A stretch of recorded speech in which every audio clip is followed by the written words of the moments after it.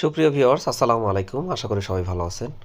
আজ কিন্তু আমরা একটি নিউজ দেখতে পেরেছি। এখানে বলা হয়েছে শিক্ষক নিয়োগের ষষ্ঠ গণবিজ্ঞপ্তি 16 জুন আসছে। যে সমস্ত পরিবর্তন এখানে বলা হয়েছে, বেসরকারি শিক্ষা প্রতিষ্ঠানে শিক্ষক নিয়োগের ষষ্ঠ গণবিজ্ঞপ্তি 16 জুন প্রকাশ করা হবে। তবে 16 জুন বিজ্ঞপ্তি প্রকাশ করা হলেও 22 জুন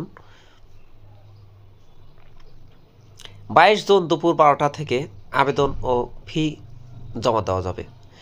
10 জুলাই রাত 12টা পর্যন্ত এই আবেদন ও ফি জমা দেওয়া যাবে।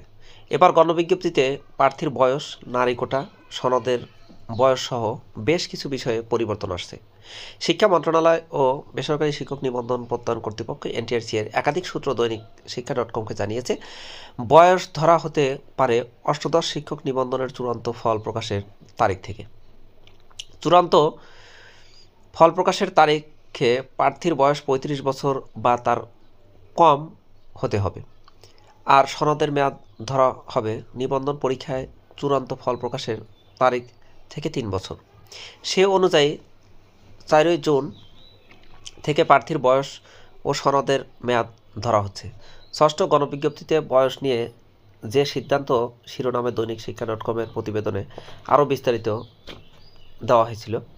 এছাড়াও এ বিষয়ে সংশ্লিষ্ট পদ এবং প্রতিষ্ঠানের প্রার্থীদের আবেদন করতে হবে। আবেদনকারী মিথ্যা তথ্য দেওয়ার মাধ্যমে আবেদন করলে এবং সে অনুযায়ী নিয়োগ সুপারিশপ্রাপ্ত হলে এই সুপারিশ বাতিল সহ তার বিরুদ্ধে আইনানুগ ব্যবস্থা গ্রহণ করা হবে। এদিকে শিক্ষা মন্ত্রণালয়ের মাধ্যমিক উচ্চ শিক্ষা বিভাগের 15 মে এর চিঠির সিদ্ধান্ত অনুযায়ী ষষ্ঠ গণবিজ্ঞপ্তিতে কোনো মহিলা কোটা থাকবে না। নিয়োগ সুপারিশে নির্ধারিত বয়সসীমার মধ্যে যদি কোনো প্রতিষ্ঠান সুপারিশকৃত প্রার্থীকে নিয়োগপত্র দিতে ব্যর্থ হয়, তবে জনবল কাঠামো এমপিও নীতিমালা অনুযায়ী ওই সব প্রতিষ্ঠান প্রধানদের এমপিও স্থগিত, বাতিলকরণ এবং ম্যানেজিং কমিটির গভর্নিং বডি বাতিলকরণের জন্য প্রয়োজনীয় ব্যবস্থা গ্রহণ করা হবে। প্রতিষ্ঠান প্রদানের দাখিলকৃত শূন্য পদের চাহিদা সংশ্লিষ্ট উপজেলা মাধ্যমিক শিক্ষা অফিস,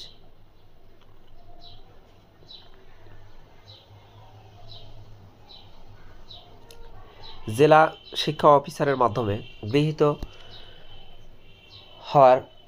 হওয়ায় ভুল চাহিদাজনিত নিয়োগের সুপারিশে কোনো জটিলতার জন্য এনটিআরসি দায়ী থাকবে না। শূন্য পদের তালিকা সংক্রান্ত প্রতিবেদনও এর আগে প্রকাশ হয়েছিল। এর আগে গত 4 জুন অষ্টাদশ শিক্ষক নিবন্ধনের চূড়ান্ত ফল প্রকাশিত হয়। এখানে বিস্তারিত গত নিউজে যেটা বলা হয়েছিল সেগুলো এখানে আছে। এই তো মোটামুটি এখনকার ষষ্ঠ গণবিজ্ঞপ্তি নিয়ে আপডেট। নেক্সট আপডেট দেখার নিমন্ত্রণ জানিয়ে বিদায় নিচ্ছি। সাবস্ক্রাইব করে পাশে থাকুন। সবাই ভালো থাকুন, সুস্থ থাকুন। আল্লাহ হাফেজ।